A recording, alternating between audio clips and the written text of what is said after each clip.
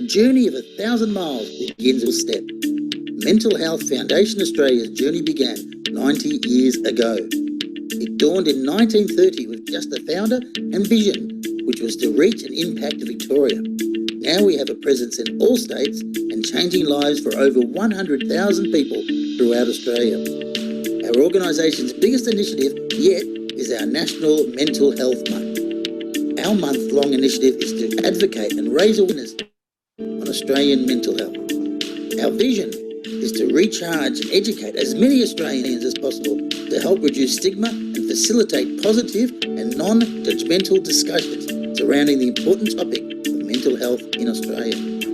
With the theme being Mental Health Matters, the awareness is cumulative. In 30 events we have organised to reach the community in all mental health subject matters affecting our lives today. To further continue our journey of 1,000 miles, the Walk for Mental Health has transitioned from a Victoria-only walk to being a nationwide community walk, where anybody from anywhere in Australia can connect with us and walk with us virtually to spread the impact and awareness of mental health. We pride ourselves with making sure all our programs are for the community and are powered by the community. We have a vast growing network of multicultural ambassadors who are part of our program to further the community voice in promoting positive mental health and well-being. Our multicultural network has inspired our educational and multicultural webinars as an initiative to help power Fidelity to cope with success during the pandemic, to promote the understanding of unique cultural and ethnic heritage in Australia, and the development of culturally responsible and responsive curricula. The Mental Health Foundation of Australia conducted the multicultural research to continue on the development of the fast-growing multicultural Fidelity in Australia.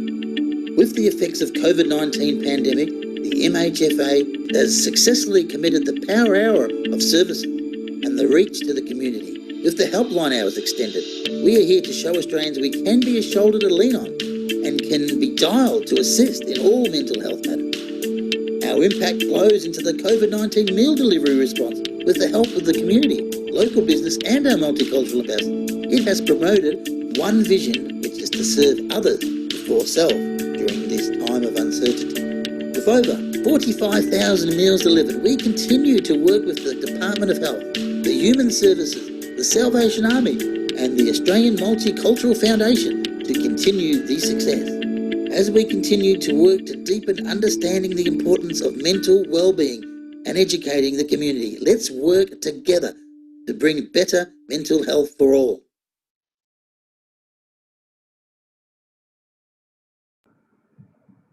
Good evening, everyone. On behalf of the Mental Health Foundation Australia, I'd like to welcome everyone here to our 5th event for National Mental Health Month 2020.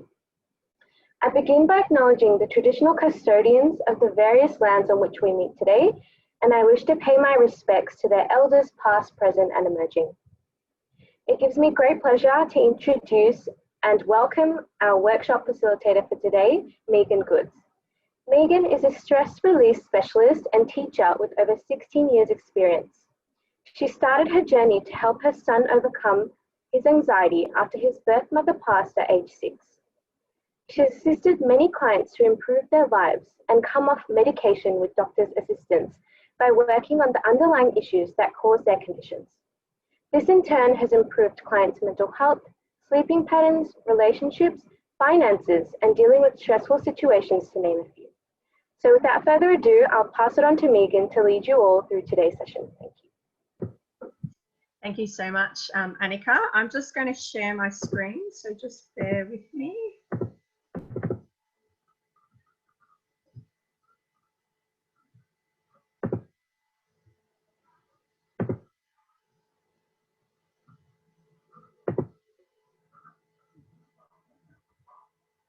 Okay, so thank you for that beautiful introduction, Annika. So yes, welcome. I'm really excited to be here. We are going to be looking at 3 ways to create a life of calm and ease in this workshop.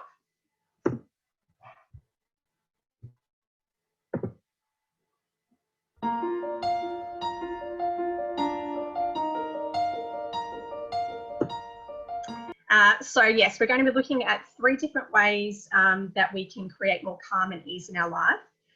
Now, you may notice that there are 2 Meagan Goods at the moment. That is because I do have my phone. I don't unfortunately have 2 computer screens where I can see the chat. So I have got the chat open on my phone. So apologies if you see me looking down, because obviously I'd like to be able to assist you and help you as we're going. So if you have any questions, then feel free to put them in the chat. I understand that some people may not want to share, some people may not want to put on their screens, and that's completely fine, whatever you're comfortable with. If you feel comfortable or more comfortable in sending a private messaging chat, what you can do is just find Meagan Goods and it will come up and it will say privately in red, and then you can actually send me a private message. I will be asking questions throughout this presentation or workshop. So, you know, if you're feeling comfortable to answer those, that would be great. It will just help me to sort of guide this workshop a little bit more. Now, there are going to be sort of 3 sections to the workshop. The first sort of third of the workshop will be me just walking through some information with you about stress. The next third will be teaching you those 3 different techniques.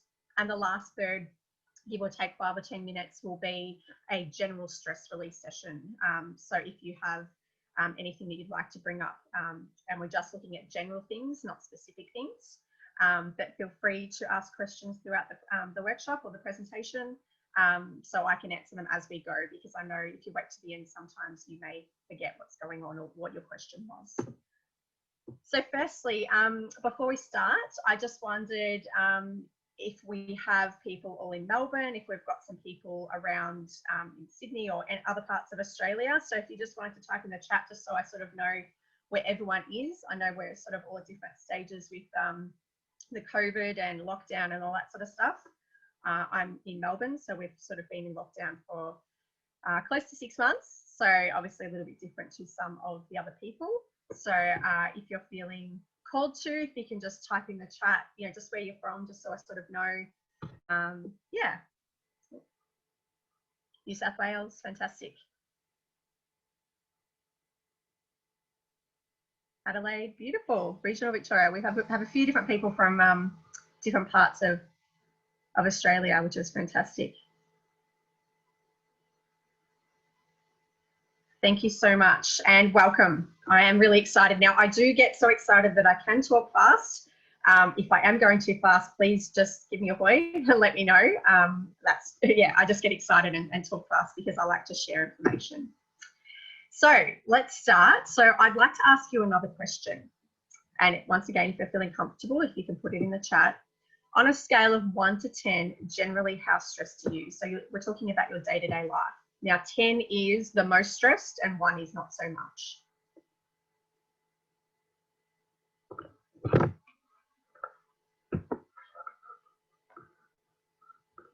And even if you just wanted to write that down. Also, I did forget to mention, if you've got pen and paper with you and also water, that would be great as well, because you may like to take notes. There will be lots of information, and yeah, you may like to take notes as well on the processes that we're doing. Okay, so 6 around average and 8. Okay, thank you for sharing. And what do you do to manage your stress? Is there something specific that you do to help you release?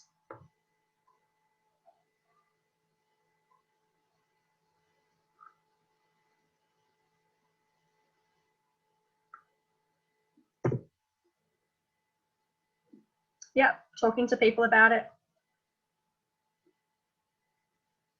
Yeah, beautiful. Deep breathing and walking and getting out in nature. That's a really nice way. I love doing that as well. Meditating, beautiful. So as a general question, would you like to be able to feel calmer and release your stress? So as I said, I'm going to be teaching 3 different techniques. Some of you may not have heard some of these techniques before, and some may have. So we will go through and look at those. So first of all, in the next 60 minutes, I'm just going to show you and to teach you, firstly, how to recognize your stress triggers and release them. Second, how to release stress with a breathing technique. And lastly, how to bring joy back into your life. So as I said, it's sort of going to be in 3 parts. So we're just going to do some information first, then we're going to look at the techniques, and I'll do them with you, and then we will work it on a general releasing session. So just a little bit about me. I'm just going to minimize my screen because I can't see it all. Just a little bit about me. Hi, I'm Meagan, as we spoke about before, and obviously that's me in the middle. And I just wanted to quickly take you through my journey and where I've come to as opposed to where I am now, and why I do what I do. I always find that's really important. There's always a reason why we do things. So that first picture there is me in my 2nd year of teaching. I was 35 kilos overweight. I had glandular fever, so it's only my 2nd year of teaching. It was only about halfway through.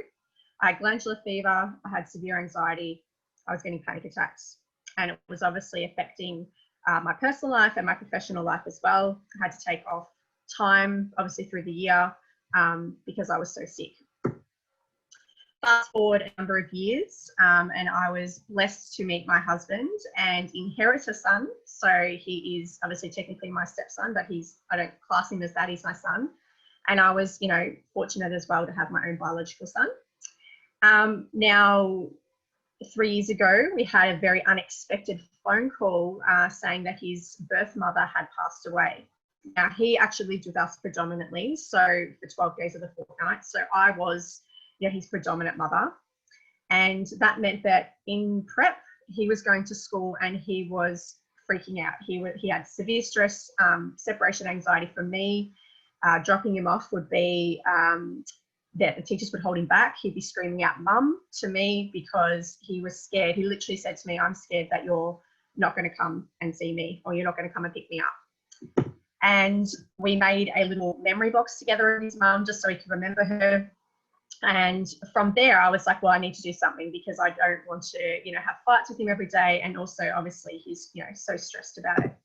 So that's when I found EFT. It's also known as emotional freedom technique or tapping. And that is how I started. That is what I predominantly used with him at the time to release his stress, to release his anxiety. Now it's a completely different story. I drop him off and he's like, "Cool, bye, mum." I drop him off at the gate, but I don't even have to walk into his classroom anymore. From there, I've done a number of certifications. One of them is hypnosis. And don't worry, it's not like they say, on the screen or on the stage where you're quacking like a chicken. It is actually quite different to that. That is, yes, you can do that. That's part of it. But it's about, you actually being in control, and it's about getting to the unconscious and really helping you to release those things. I was so fortunate enough to co-author a book called A Mother's Journal, which is basically my journey, which I've told you in a nutshell. And from there, I also was able to put in a tapping script. So basically a stress relief tool that can be used. And obviously I created my business so that I could help many clients feel the release, the stress release that both my son and I had. And obviously with myself now, I don't have anxiety. I don't have panic attacks. I've lost 35 kilos. So just a little brief information pack about me. Now, what's interesting is 75 to 90% of doctors' visits are actually stress-related complaints. Some people don't realise that what can occur physically is sometimes actually because underlying emotions and stresses have not been released. They may have just been suppressed. And researchers at Cornwall University actually also studied worry. And I found this absolutely fascinating because a lot of people do worry. They think about the future and worry about things that may never happen. And they actually found that 85% of what subjects worried about, it actually never happens anyway. And then from those 15% that were left, when it did actually occur, 79% of those were able to deal with the situation a lot better than they thought they could. So therefore, 97% of what you worry about is actually more fearful than what actually happens in reality. So just a quick little information pack about how the brain works. So we have the conscious and the unconscious brain. And generally with the conscious brain, we only use approximately 5% of that. So that's obviously making day-to-day decisions, conscious decisions. And then you have the unconscious, and we use about approximately 95% of this. And so this is where a lot of our triggers or patterns can occur and they get suppressed into our unconscious. The unconscious brain is also things like, you know, digesting your food. So all things that we're not really aware of.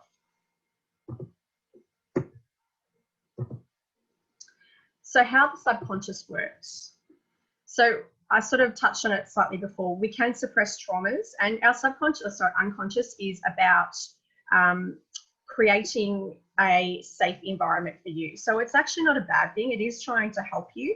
But when it is actually suppressed, it can actually mean that it creates patterns that you're unaware of, and it can continue those patterns and those habits so that you're moving forward in a way that you maybe don't like. And the unconscious tries to protect us, as I said.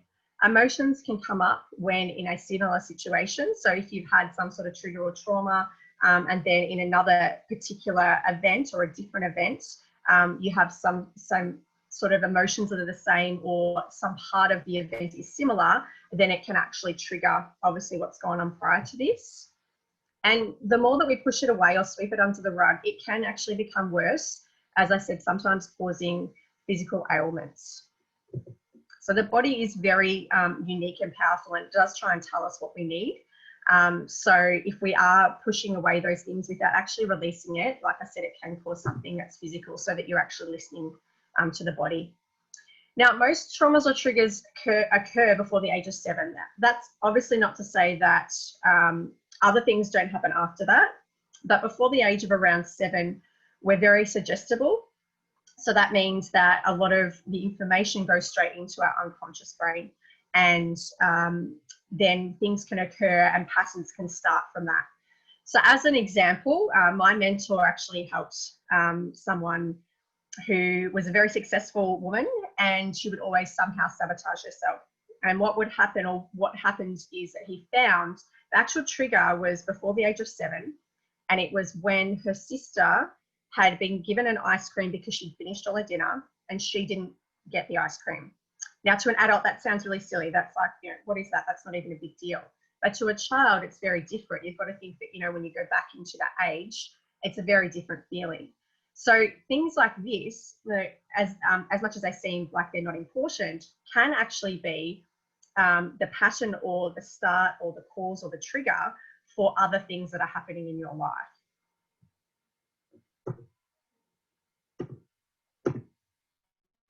And there are some reasons people may not seek help. Sometimes they don't want to face it, and that could be because they think it may take too long. Sometimes it's also because it's just so painful, and possibly that you may not be able to get over it. Like I said, that it may take too long. And there could be some insecurities around it, self-rejection, and sometimes unconsciously it might even be punishing yourself. Some of these things logically and consciously don't make sense, but to the unconscious, it's a very different story. And sometimes also our unconscious and conscious brain are not congruent with each other. So they're not saying the same thing. And that can also be a reason why triggers and events can occur. And sometimes also they could be feeling stuck.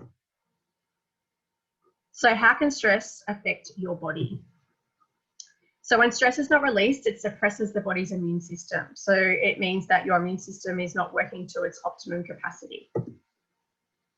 And when stressed, people often focus on future events. So I know that with meditation and lots of things, it's about focusing on the present.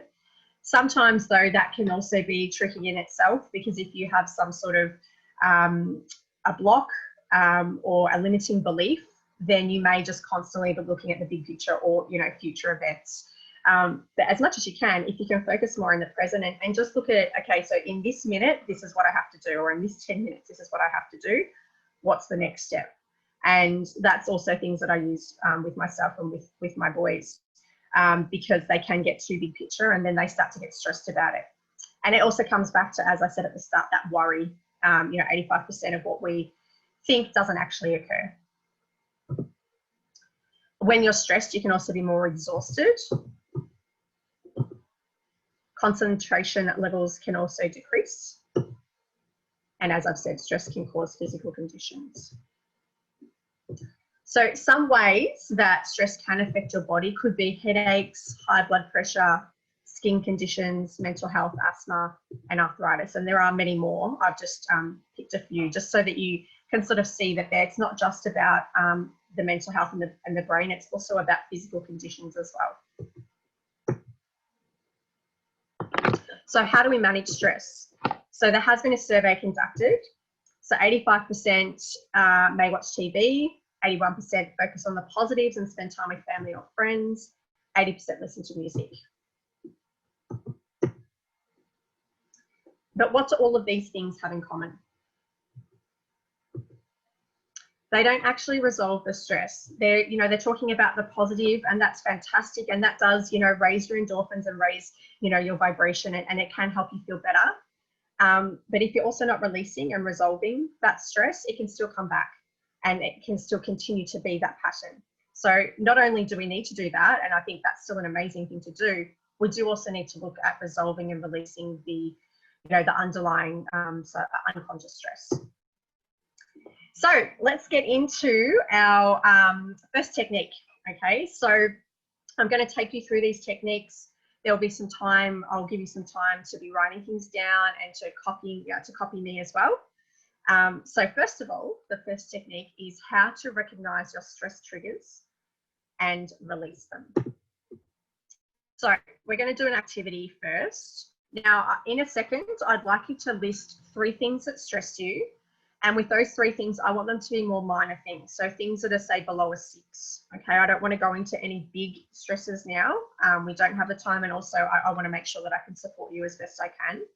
So just listing 3 things that stress you that are sort of below a 6. And we did that scale at the start. So 10 is the worst, 1 not so much. So I'll just give you a little minute to write those down. You don't have to put them in the chat. You can just write them down on your paper.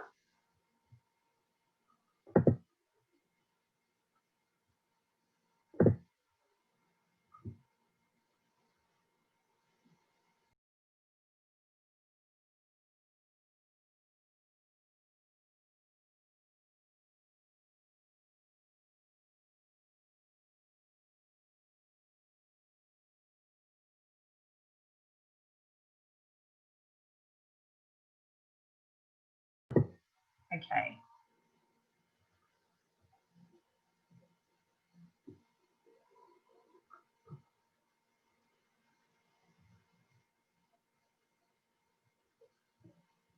Okay, so I'll move on. Hopefully I've given you enough time just to quickly write those down.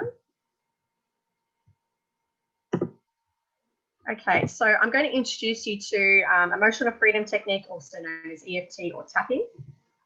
And the study on it is that EFT reduces anxiety by up to 24% in 1 hour of tapping. Now, also with EFT, I'll just say how it works. So what happens is, usually we're in a stress state, we're in the moment, and it could also be that when you're talking about it, the emotions are coming up. So let's say we've got 2 different things. So one is that you're in the moment and you're really stressed. The other is that you would like to release the stress that that particular event caused.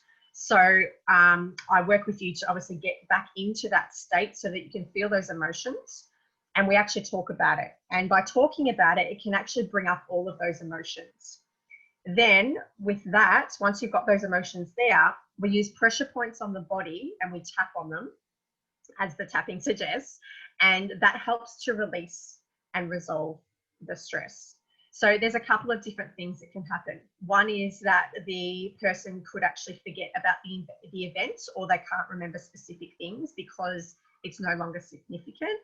Or another reason might be, or another thing might be, is that they can still see the event or see the trauma or the trigger, but they're not actually attached to it anymore and they don't have those emotions. So everyone's different. It just depends on, certain things. And you may also have both of those things happen with different events.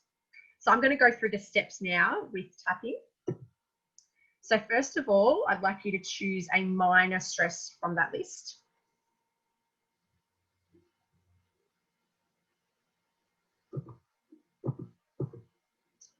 Okay, so with that stress, I'd like you to close your eyes and I want you to think about that particular stress that you wrote down that you've chosen. And when you're there, I want you to just check what emotion it is that you're feeling. Okay, is it fear, anger, guilt, sadness, whatever it happens to be? When you've got that emotion, and it might actually be a couple of emotions too, and that's okay. When you've got that, I'd like you to write it down.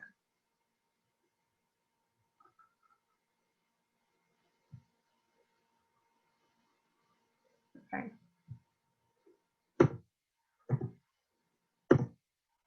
Okay. Now I'd like you to close your eyes again. Think about that stress or that trigger or that that thing that you just had. And I want you to see whereabouts in your body you feel that emotion. So you've just had emotions then that have occurred. Whereabouts do you feel it in your body? And it may be in several places as well. And then write that down.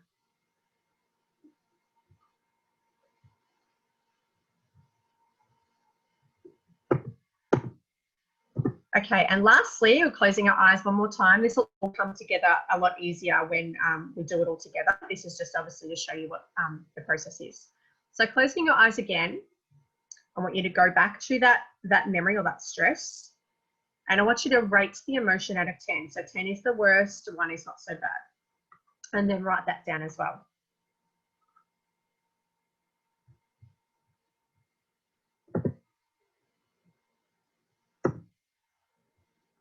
Okay, so now I'm just going to go through the tapping points with you first. So I'm just going to show you what they are, and then I'll actually do a general tapping with you. Okay, so hopefully you'll be able to see me enough on this screen. At the end, when we go into some general tapping together, I'll be a bigger person. I'll be on the bigger screen, I mean. Okay, so the first one is the side of the hand. Okay, so we're just tapping on the side of the hand here. Okay. Then we have the next point is the top of the head, just in the middle. So we just tap on there. Yep. Then we have, now I know some people have got some glasses on. You may need to take them off just for this because we've got a couple of points near where our glasses are. So the next one is the inner eyebrow.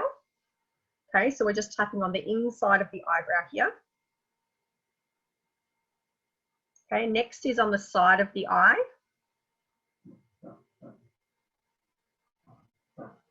Okay, next is underneath the eyes. Okay, then we've got underneath the nose. And then we've got the chin. And 2 more points. Then we have the collarbone. So the collarbone is just here.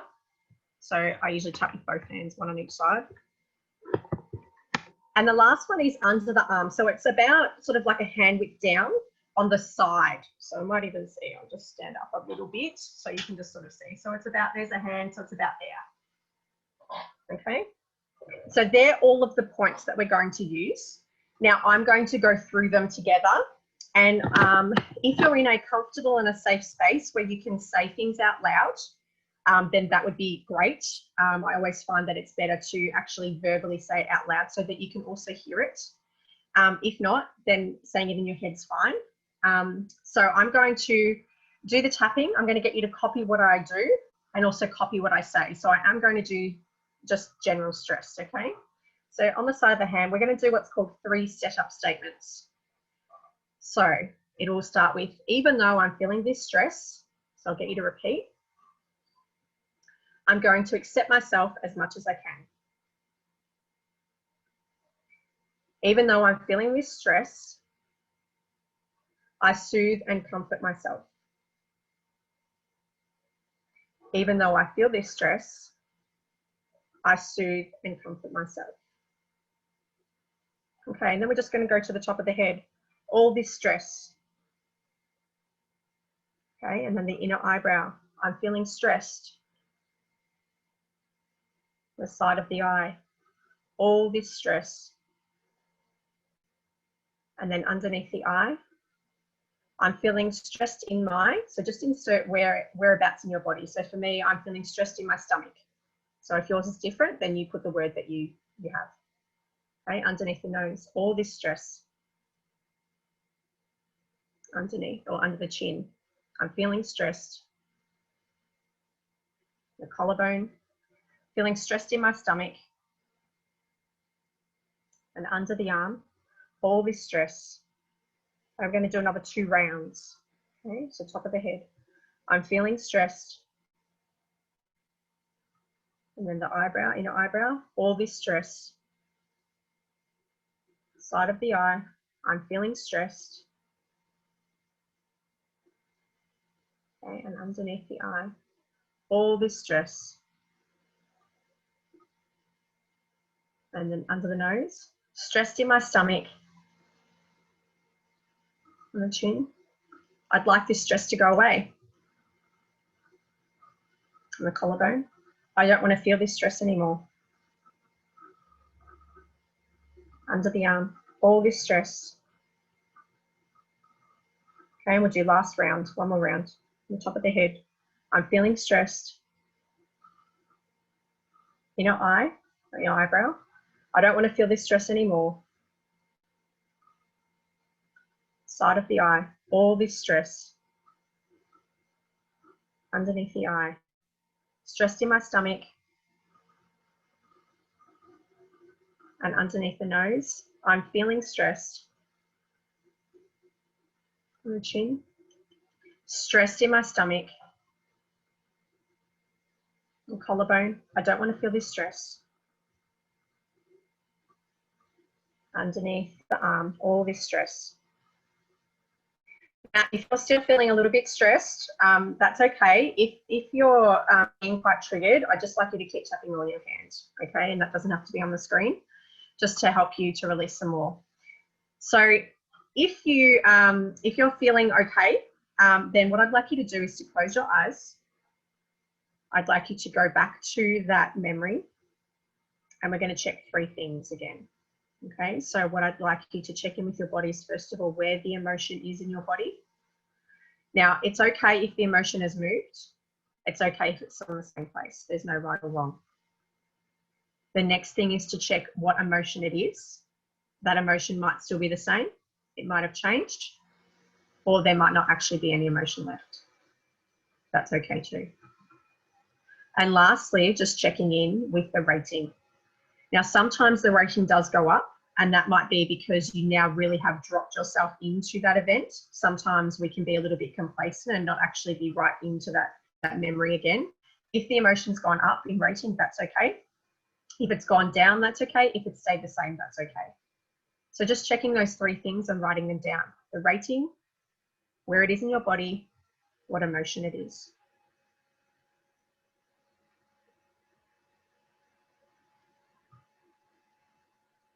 And if you're feeling comfortable, if you'd like to just share something.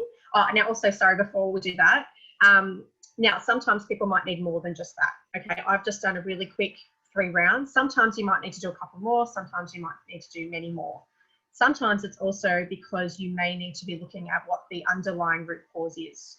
So because there might be lots of different connections and lots of little dots along your lifetime or lifeline, we may actually need to look at something that's happened before this, because it's actually started the trigger.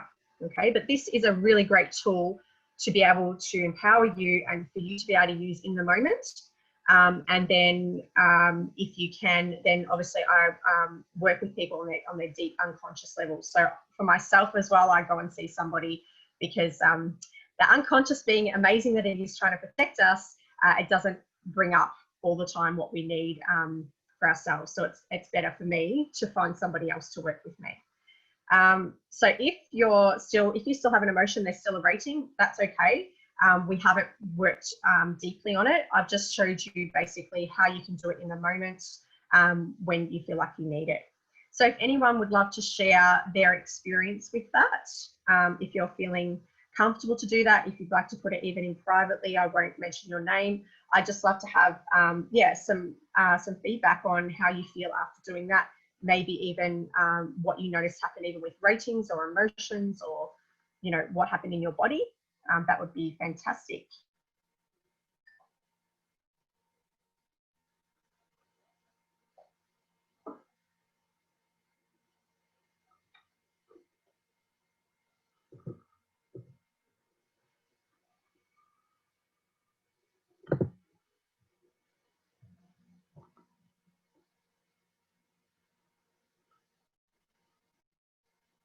Okay.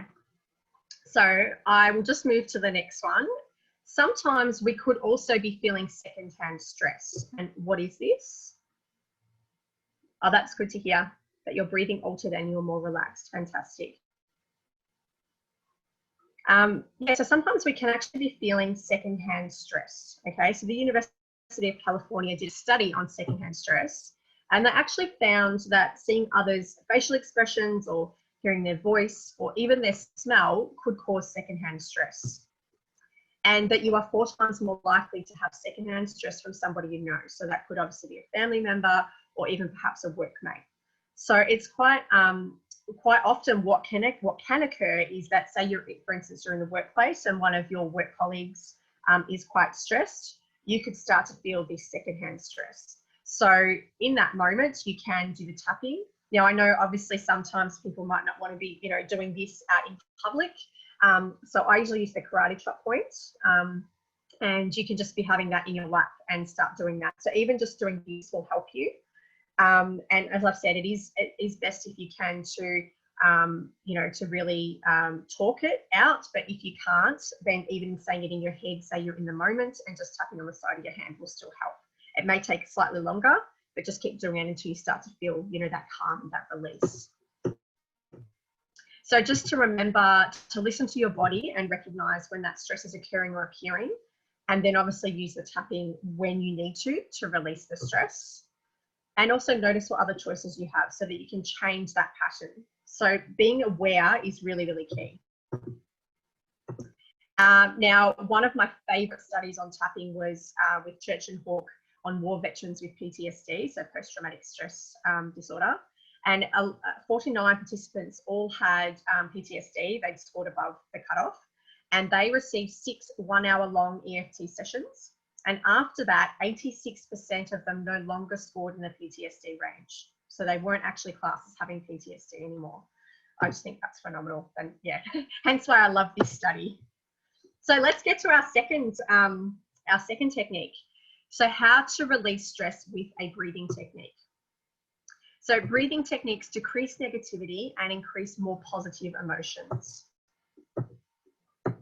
So step 1, what I'd like you to do is have 3 points of contact. And what I mean by that is maybe feet on the floor, back against your chair, and maybe you can have your hand on your heart or your hand on your legs. So just have those 3 points of contact.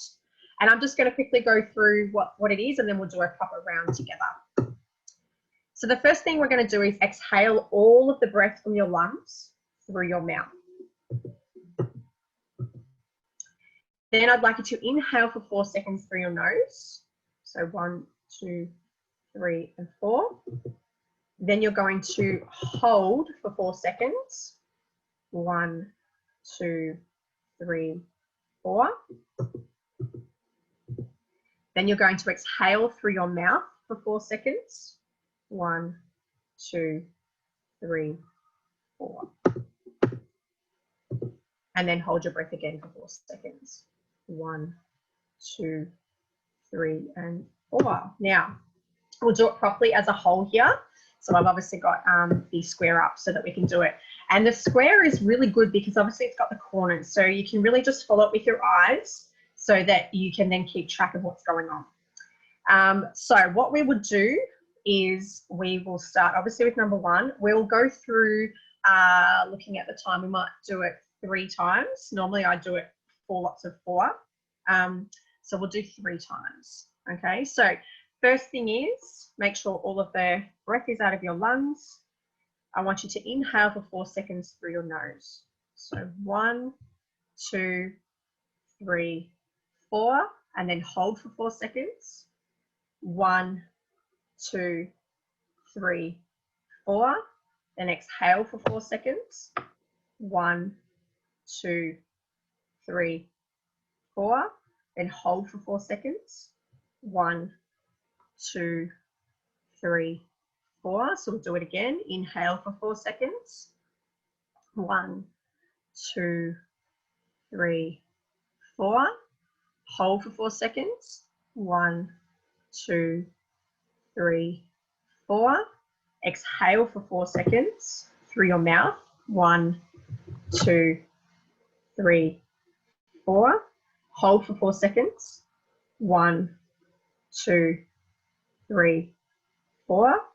Last time round, inhale for 4 seconds through the nose. 1, 2, 3, 4. Hold for 4 seconds. 1, 2, 3, 4. Exhale for 4 seconds. 1, 2, 3, 4. And lastly, hold for 4 seconds. 1, 2, 3, 4. Okay. So you can do this as well, obviously anytime. So obviously we've got the tapping, you could do the side of the hands. You can also just be doing breathing, say if you're in the workspace or if you're in out in public. This is actually another good way where you can just do some breathing so that you are not, you know, tapping on anything, and that can help to relax you as well. So just things to remember to become conscious again of what in the moment is causing that symptom. To set a time throughout your day to apply the technique. So the more that you practice this, the better you're going to become, and you can actually start to feel more relaxed by doing these breathing techniques as well. So if you keep practicing, and then obviously noticing how it is possible to change your patterns, and that when we're doing these things and we're helping to release in the moment, that we can start to change our habits and our patterns. So lastly, our last technique is how to bring joy to your life. Now, we are going to do a little activity for this one. So an activity to remember joy. Now, just bear with me. The first activity I'm going to get you to do may sound a little bit crazy or a little bit, you know, different, but just bear with me because there is a reason why I'm asking you to do this. So the first thing I'd like you to do is to write a list of what you liked doing as a child. So I'll just give you, you know, a little bit of time. So maybe just write, you know, 3 or 4 things that you really love doing as a child. Or as far back as you can remember, but as close to a child as possible would be great.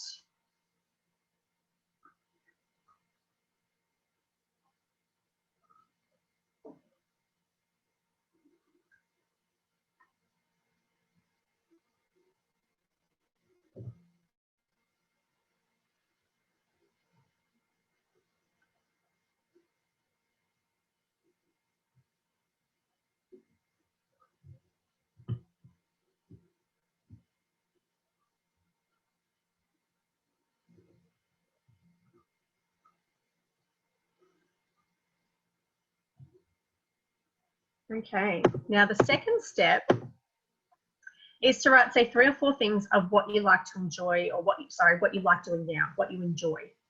Now, I understand that some people might not be doing many things that they enjoy right now. I know particularly myself as a mum, there was a period of time when I just focused on being a mum and I didn't do anything for myself. So even if that's the case now, just write down, say, 3 or 4 things that you have enjoyed doing, you know, in your adult life.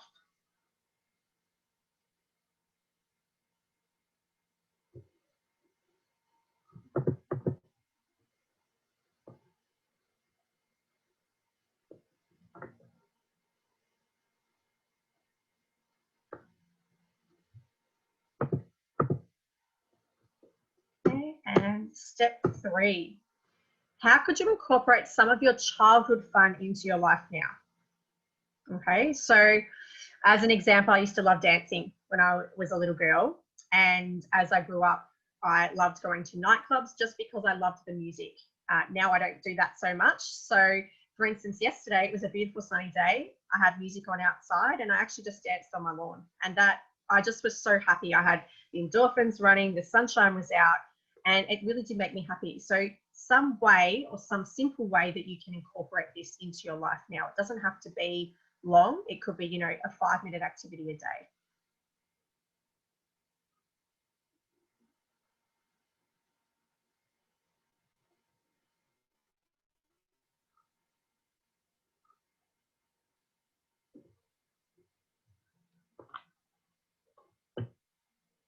Okay, and step 4, how are you going to implement these things that you love to do or that you enjoy in your life today? So as I just sort of touched on it, sometimes our schedules are really hectic and busy. And I know if you're in Melbourne right now, it may be quite tricky if you've got children and you're also juggling work.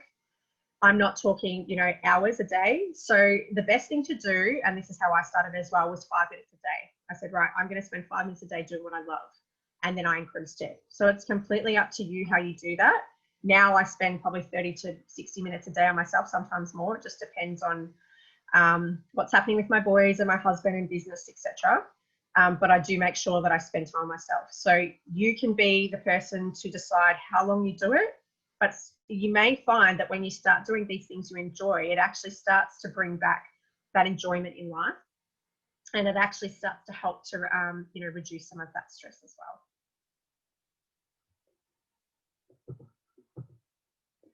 So things to remember.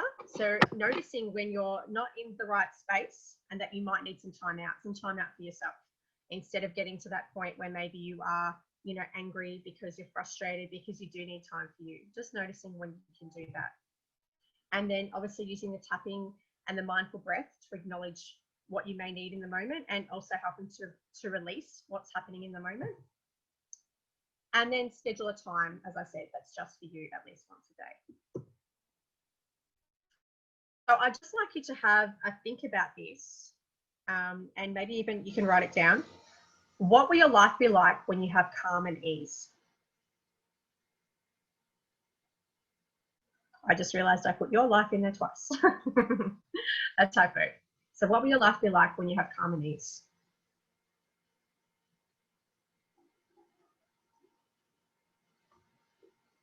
And if you feel comfortable to write it in the chat, then feel free.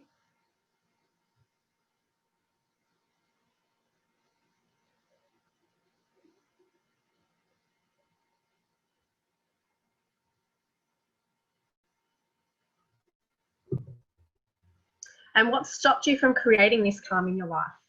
What have you put as blocks? Or what has blocked you from creating this calm in your life? So if you would feel comfortable writing in the chat, you can do that, or just writing it on your notepad.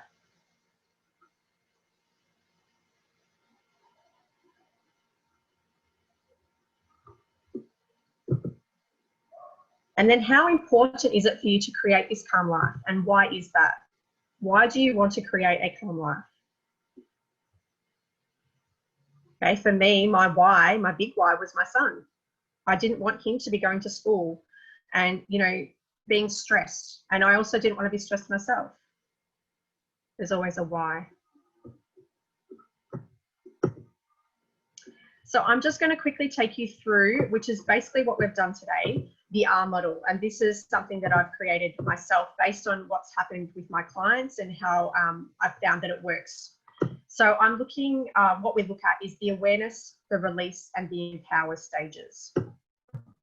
So the awareness is obviously being aware of what your triggers are, what's going on. And this is actually really key. Sometimes when we are more aware of what's going on, we can actually release more as well. So just noticing, you know, I'm starting to feel a little bit, you know, angry today. Why is that? What happened, you know, 10 seconds before that? Or what happened this morning for me to feel that way? Then we look at the releasing. So they were two of the techniques that I taught you and a number of others that I teach my clients is to release the stress. So we looked at the tapping and we also looked at the mindful breath. And then obviously with those techniques, it's about empowering you so that you can actually release your stress in the moment. It's not about you constantly having to talk to somebody about it. It's about being able to empower you so that you have the tools to be able to release it yourself. And from that, I look at the reflection. So we look at the techniques and the clarity, and then how it creates freedom, which is by implementing those things and also being accountable. Okay, we can't just go, wave a magic wand and think it's all going to be, you know, just gone. By actually implementing these things, it can help you to release that stress. And then lastly, obviously transforming. So using that knowledge and that strategy to know that we can release that stress. So before I go into the last sort of 10 minutes, and I'll come off the screen so that we can actually do a general tapping session together. Another beautiful tapping resource or research was about pain and physical illness. So what I didn't mention before with tapping is that it can be used for a plethora of things. It doesn't just have to be you know, how you're feeling, stressed or anything like that. It can actually be for pain. It can be for physical conditions as well. So in this study, they had 216 healthcare workers, and they only had a 20-minute session of tapping to focus on their pain. And at the end of it, they noticed that there was a 68% reduction in that physical pain immediately following the tapping as well. So let's release some general stress together. So I'm going to stop my share so that now you can see me. And what I'd like to do now is, if you're feeling comfortable, is to write something in the chat. Like I said, it can be private, so you can message me privately if you don't want to, yeah, obviously get everyone to know or let everyone know. But something that's not too big, so something that's sort of a 5 or below, something not so specific, so something a little bit more general. And if there's something that you'd like to work on now, we can all do it together. And what actually happens, another little tip as well with tapping, is we can do what's called borrowing the benefits. So whenever we do tapping and we follow along, even if it's seemingly not related to what you think is occurring in your life, it often can still help you feel obviously relaxed, and it can also help you release some stresses that possibly are linked without you knowing. So it could be an unconscious thing. So we'll all do it together, because we can also help to release other things that we may not even know are there. But yeah, if anybody has got anything they'd like to work on, otherwise I will do, I have an idea of something that we can work on, but I would prefer to work on something maybe that that you have, if you're feeling comfortable in doing that. So I'll just give you a little minute to have a think about it while I have a drink of water.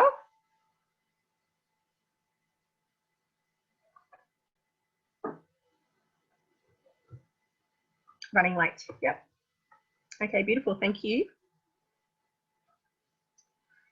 All right. So is it, can I just ask with that? Oh, yeah, public speaking. Thank you. With the running late, is it the stress of running late, or is it that you are always running late? Is that what you're meaning? That you're always running late and that you'd like to be on time?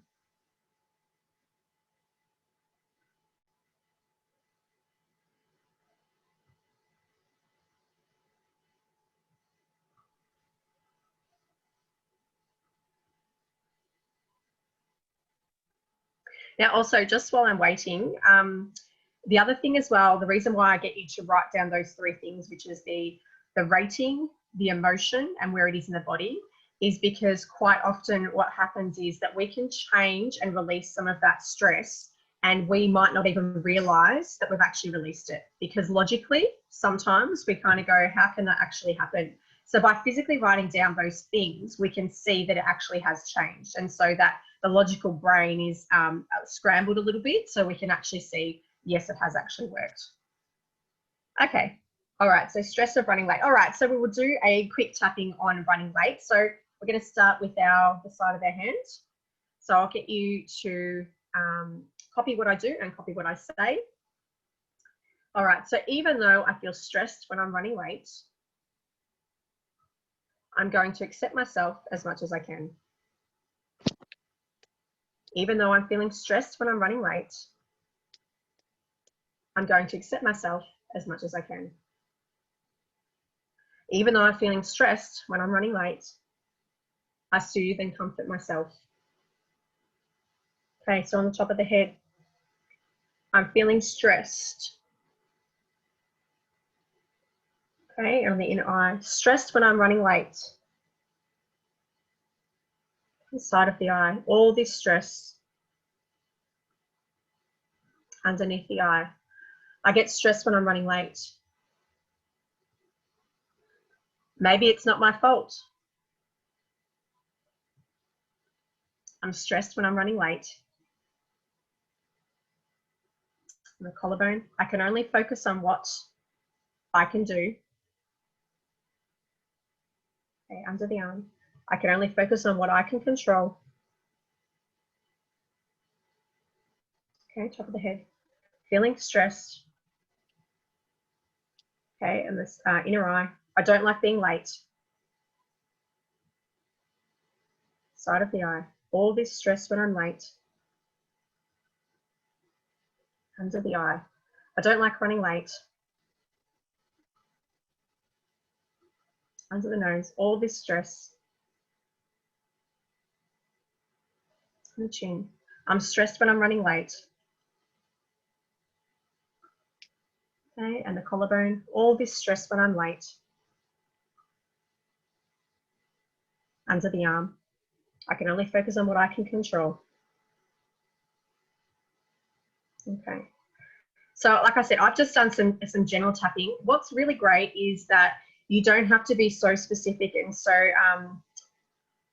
focused on the exact process. The best thing is literally you talk through whatever you're saying. So if, for instance, you're coming up, you're running late, then you can literally just be tapping and talking. I'm running late because, you know, there was a traffic jam. I'm running late because my children made me late. Whatever it is, you can literally make it that easy. It's not a script that you have to follow. Literally talk through how you're feeling and tap on those points and keep tapping until you start to feel it dissipate. The aim is to get below a 2 if you can. Sometimes we can't always get below a 2 because there could be, like I've said, those underlying deep subconscious or unconscious stresses that need to work on. But as I've said, this can actually help you in the moment to start to dissipate that. So I'll do a quick one on public speaking as well, because I know we've only got a few minutes left. So we'll start on the side of the hand. Okay. So even though I have this fear of public speaking, I'm going to accept myself as much as I can. Even though I have this fear of public speaking, I'm going to accept myself as much as I can. Even though I have this fear of public speaking, I soothe and comfort myself. Okay, and then the top of the head. All this fear. Okay, and the inner eye. I don't like public speaking. Side of the eye. Maybe it's because I'm afraid of what people think.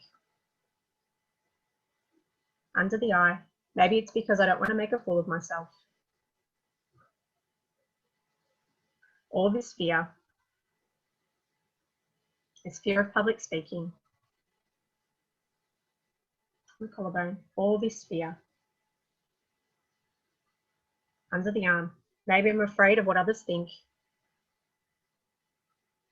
Top of the head. Maybe I'm afraid of what others think. Inner eye. All this fear. Side of the eye. Maybe I'm afraid of saying the wrong thing. Under the eye. All this fear. Under the nose. I have all this fear of public speaking. The chin. I have this fear of public speaking. Maybe I'm afraid of what others think. And last one, under the arm, all this fear. Beautiful. So thank you so much for being with me today, for working through these 3 different techniques. I hope you got something out of it. I'm just going to put in the chat a link if you'd like to just book in a complimentary discovery call with me to create a wellness path for you, then I would love to have a chat with you. But yeah, thank you so much for joining in. If you've got any questions, you can also book in that time and we can have a further chat. That's completely fine. Yeah, I hope you got something out of it, and just keep using these techniques, especially in the moment, but if you keep practicing them as sort of like a daily meditation, they are forms of meditation, that can help you to feel a lot less stressed in your personal and professional life as well. So thank you so much for having me, and I appreciate your time. Thank you so much, Megan, for conducting today's fantastic workshop. I know I definitely enjoyed learning about those techniques and tips. So I'd just like to thank everyone for attending today's workshop and supporting our National Mental Health Month campaign for 2020. So for more information and details about other events during the month, you can head to our website, www.mhfa.org.au. Okay, thank you, everyone. Good night. Bye. Thank you.